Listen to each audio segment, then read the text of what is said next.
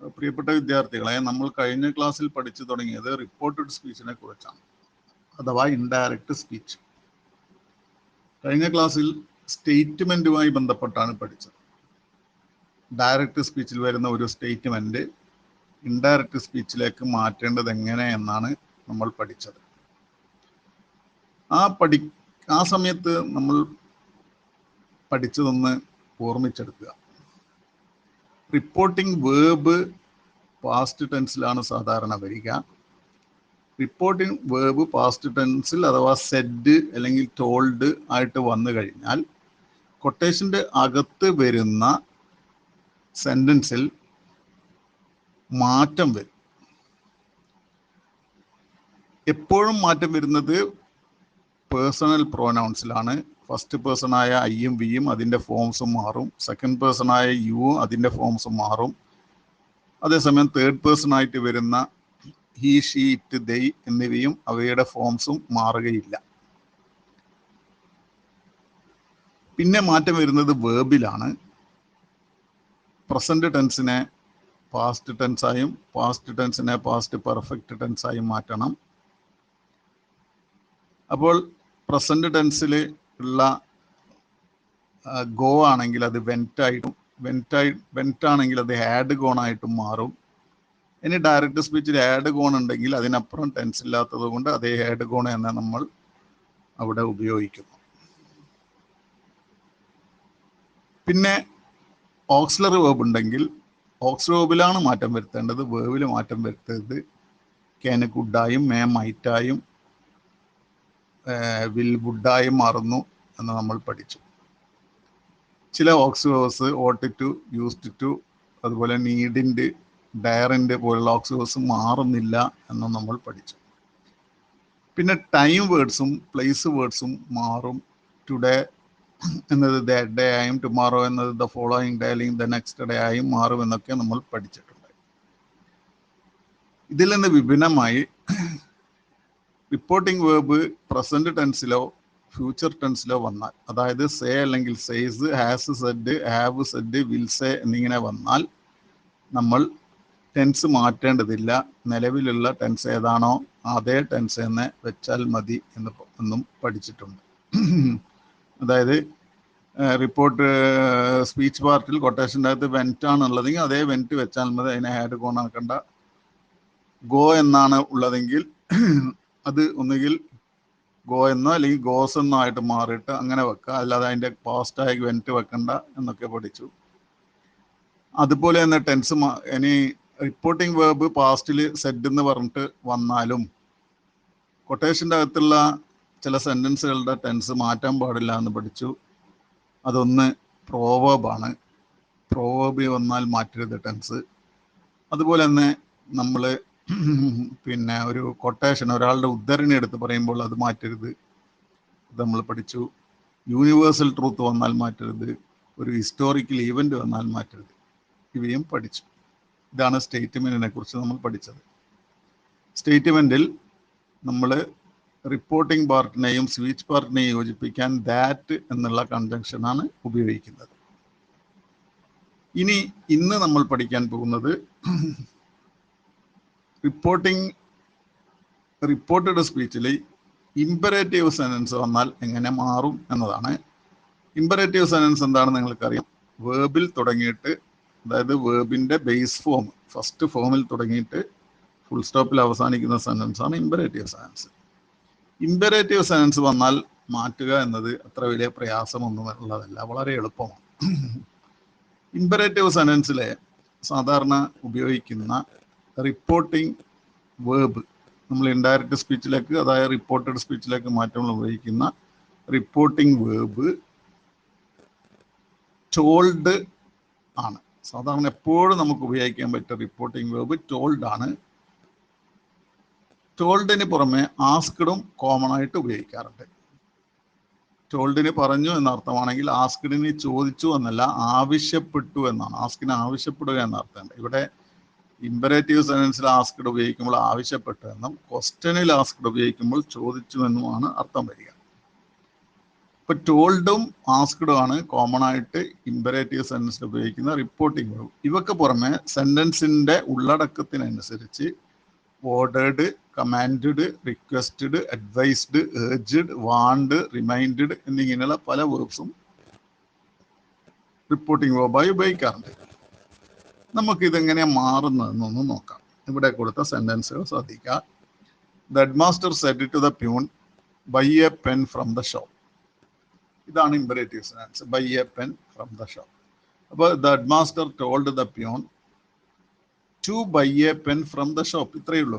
അതായത് റിപ്പോർട്ടിംഗ് പാർട്ടിനെയും കൊട്ടേഷന് പുറത്തുള്ള ഭാഗത്തെയും speech പാർട്ടിനെയും കൊട്ടേഷനകത്തുള്ള ഭാഗത്തെയും യോജിപ്പിക്കാൻ to എന്ന് വരുന്ന ഒരു പ്രിപ്പൊസിഷൻ ഉണ്ടല്ലോ, ആ പ്രിപ്പൊസിഷൻ അങ്ങോട്ട് ഉപയോഗിച്ചാൽ മതി. അപ്പൊ ടു ഉപയോഗിച്ചിട്ട് അതിന് ടു ഇൻഫിനിറ്റീവ് എന്നാണ് പറയുന്നത് നമ്മൾ. അപ്പൊ അതിനെ ബൈ എന്നത് ബെയർ ഇൻഫിനിറ്റീവ് ആണ്, ടു ഇല്ലാത്ത ഇൻഫിനിറ്റീവിനെ ടു ഇൻഫിനിറ്റീവ് ആക്കി മാറ്റിയാൽ റിപ്പോർട്ടഡ് സ്പീച്ച് ആയി. നമ്മൾ സ്റ്റേറ്റ്മെന്റിൽ ദാറ്റ് ആണ് ഉപയോഗിക്കുന്നത്. ഈ സെഡ് ദാറ്റ്, ഈ ടോൾഡ് മീ ദാറ്റ് എന്നാണ് ഉപയോഗിക്കുന്നത്. പക്ഷെ ഇവിടെ നമ്മൾ ഉപയോഗിക്കുന്നത് ടു ഉപയോഗിക്കുന്നു. ഇവിടെ വേർബ് ബൈനെ ബൗട്ട് എന്ന് പാസ്റ്റിലേക്കൊന്നും മാറ്റേണ്ട ആവശ്യമില്ല. ബയ്യെ ബൈ ആയിട്ട് തന്നെ വെച്ചോളാം. രണ്ടാമത്തെ സെൻസ് നോക്കുക. അല്ല, അതുപോലെ തന്നെ ടോൾഡിന് പകരം നമുക്ക് ആസ്ക്ഡ് ഉപയോഗിക്കാം. That master asked the peon to buy a pen from the shop എന്ന് പറയാം. ഇനി നമ്മൾ അടുത്ത സെൻസ് നോക്കുക. Fire the police officer said to the policeman. പോലീസുകാരോട് പറഞ്ഞതാ ഫയർ. ഫയർ എന്ന് പോലീസ് ഉദ്യോഗസ്ഥൻ പറയുമ്പോൾ അതൊരു കൽപ്പിക്കലാണ്. അപ്പോൾ ആ കൽപ്പന കാണിക്കുന്നത് കൊണ്ട് നമ്മളവിടെ എന്ത് ഉപയോഗിക്കുന്നു? നമ്മളവിടെ ഓർഡേർഡ് എന്ന് പറയുന്നത്. ഓർഡർ ആണ് കൽപ്പന. The police officer ordered the policeman to fire. ഇതാണ് അവിടെ ഫയറിന്റെ മുമ്പിൽ ടു അങ്ങോട്ട് വെച്ച് കഴിഞ്ഞാൽ എന്തായി? അത് ഇമ്പരേറ്റീവ് സെനൻസ് ആയി. അപ്പോൾ നമുക്ക് ഇമ്പരേറ്റീവ് സെനൻസ് ഇൻഡയറക്റ്റ് സ്പീച്ചിലേക്ക് മാറ്റാൻ ഒരു പ്രയാസവും ഇല്ല എന്ന് മനസ്സിലായല്ലോ. വേർബ് മാറ്റണമെന്ന് വേണ്ട. ഫയറിനെ ഫയർഡ് എന്നും നോക്കണ്ട, അതേ വേർബ് അതേപടി വെച്ചാൽ. അടുത്ത നോക്കാം. Please give me some water the beggar said to me. Beggar please വെക്കുമ്പോൾ അതൊരു റിക്വസ്റ്റ് ആണ്, ഒരു അപേക്ഷയാണ്. അതുകൊണ്ട് നമ്മൾ എന്ത് ചെയ്യുന്നു? The beggar requested me to give him some water എന്ന് പറയുന്നു. അവിടെ മീ എന്നത് ബെഗർ ആയതുകൊണ്ട് അതിനെ ഹിമ്മാക്കി മാറ്റുന്നു. ഗിവിനെ ഗെയ്വ് ആക്കുന്നില്ല, അതിന് മുമ്പിൽ ടു വെച്ച് കൊടുക്കുന്നു. The doctor said to the patient stop smoking. Doctor പേഷ്യന്റിനോട് പറയുന്നു സ്റ്റോപ്പ് സ്മോക്കിംഗ്, പോലെ നിർത്തുക. The doctor advised the patient to stop smoking. അതൊരു അഡ്വൈസ് ആയിട്ട് കണക്കാക്കുന്നു. ഡോണ്ട് ബിലീവ് ഹെർ, അത് നെഗറ്റീവിലാണ് വരുന്നത്. My friend said to him. Don't believe her. അപ്പോൾ മൈ ഫ്രണ്ട് വാണ്ട് ഹിം, ഒരു വാണിംഗ് കൊടുക്കുകയാണ്. എന്തെന്ന്? Not to believe her. ശ്രദ്ധിക്കുക, ബിലീവ് ഹെർ എന്നാണെങ്കിൽ നമ്മൾ ടു ബിലീവ് എന്നാണ് വെക്കുക. അതിന് മുമ്പിൽ നോട്ട് വെച്ചാൽ ടു നോട്ട് ബിലീവ് എന്നല്ല, നോട്ട് ടു ബിലീവ് എന്നായ ഡോണ്ടിന്റെ നെഗറ്റീവ് ആയാല ടു ഡോണ്ട് ബിലീവ് എന്ന് ഓപ്ഷനിൽ കണ്ട എടുത്തേക്കരുത്, അങ്ങനെ പറയില്ല. ബിലീവ് ഹെർ എന്ന് പറയുമ്പോൾ നമ്മൾ to believe her, believe her. My friend said to him, my friend told him to believe her എന്നല്ല പറയാ. ആ ബിലീവിന്റെ മുമ്പിൽ നോട്ട് വെക്കാൻ ഡു ആവശ്യമില്ല. അപ്പോൾ ഇത്രയും കാര്യങ്ങളെ നമുക്ക് ഇമ്പരേറ്റീവ് സെനൻസിനെ കുറിച്ച് പഠിക്കാനുള്ളൂ. അപ്പോൾ ഇമ്പരേറ്റീവ് സെനൻസ് കിട്ടിയ താരതമ്യേന എളുപ്പമായിരിക്കും. ഇനി നമുക്ക് പരീക്ഷകളിൽ PSCയുടെ വിവിധ പരീക്ഷകളിൽ വന്ന ചോദ്യങ്ങൾ എന്താണെന്ന് നോക്കാം. അങ്ങനെ വന്ന പല ചോദ്യങ്ങളിൽ ഒരു 5 എണ്ണം ഞാൻ തിരഞ്ഞെടുത്തിട്ടുണ്ട്. അതിൽ ഒന്നാമത്തെ ചോദ്യം, the teacher to the boy consult a dictionary. The teacher asked the boy. Asked ഉപയോഗിക്കാൻ നമ്മൾ പറഞ്ഞാൽ ആവശ്യപ്പെട്ടു എന്നുള്ള അർത്ഥത്തിൽ. ആസ്ക്ഡ് ദ ബോയ് എന്താ വേണ്ടത്? നമുക്ക് നോക്കുക. ദാറ്റ് ഉണ്ട്. ദാറ്റ് നമുക്ക് പറ്റുകയേ ആവശ്യമേ ഇല്ല ഇവിടെ ഈ ഇമ്പരേറ്റീവ് സെൻസിൽ. ദാറ്റ് നമ്മൾക്ക് വേണ്ടത് ഒന്ന് സ്റ്റേറ്റ്മെന്റിലും മറ്റൊന്ന് വരുന്നത് എക്സ്ക്ലമേറ്ററി സെനൻസിലുമാണ്. അപ്പൊ നമുക്ക് ദാറ്റ് വേണ്ട. ഇവിടെ നമുക്ക് വേണ്ടത് ടു ആണ്. ഇത് ഇമ്പരേറ്റീവ് സെനൻസ് ആണ്. Consult dictionary. കൺസൾട്ട് എന്ന വേർബിലാണ് തുടങ്ങുന്നത്. ടു അവിടെ ഉണ്ട്, ഓപ്ഷൻ സിയിലുണ്ട്. അതെന്ന correct. The teacher asked the boy to consult dictionary. ഇനി the doctor said to the patient give up smoking. അവിടെ നമുക്ക് ടു വേണം. ഇവിടെ എത്ര ടു ഉണ്ട്? 2 ടു ഉണ്ട്. 2 ഇല്ലാത്ത നമ്മൾ നോക്കണ്ട, 2 ഉണ്ട്. ഓപ്ഷൻ എയിലുണ്ട്, ഓപ്ഷൻ ബിയിലുണ്ട്. പക്ഷെ ഓപ്ഷൻ എയിൽ പറയുന്നത് the doctor advise the patient to give up smoking എന്നാണെങ്കിൽ ഓപ്ഷൻ ബിയിൽ പറയുന്നത് the doctor advise the patient to smoke എന്നാണ്. പുക വലിക്കാനല്ല പറഞ്ഞത്, പുകവലി ഉപേക്ഷിക്കാനാണ്. അപ്പൊ ഗിവ് അപ്പിന്റെ മുമ്പിലാണ് നമുക്ക് 2 വേണ്ടത്. അടുത്ത് വേർബ് എടുത്ത് മാറ്റാനൊന്നും പറ്റില്ല. അപ്പൊ ഓപ്ഷൻ എ ആണ് correct answer. Keep quiet said the mother to the child. The mother asked the child. എന്താ വേണ്ടത് നമുക്ക്? 2 ഉള്ള വേർബ് വേണം.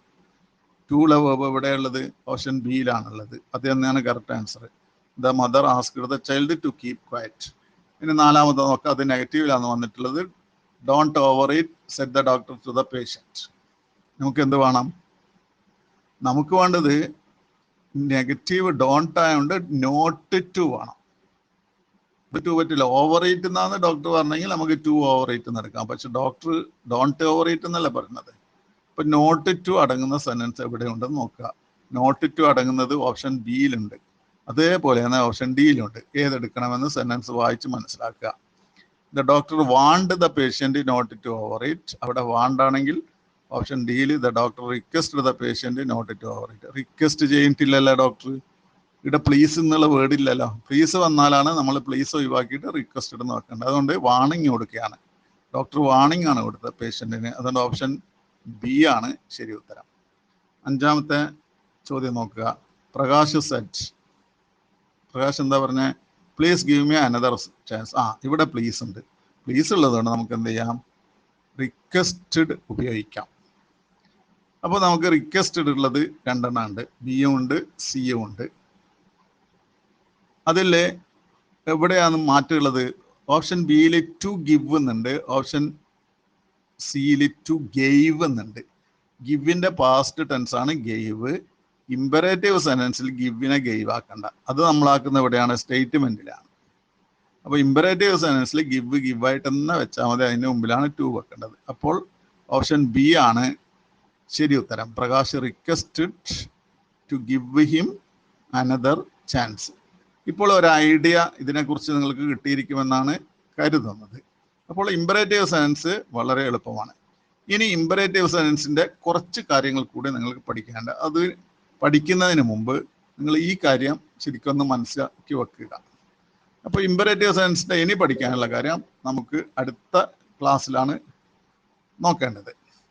അപ്പം താരതമ്യേന നമ്മളിപ്പം മനസ്സിലാക്കുന്നത് ഇമ്പറേറ്റീവ് സെന്റൻസ് സ്റ്റേറ്റ്മെന്റിനേക്കാളും എത്രയോ എളുപ്പമാണ് എന്നതാണ്.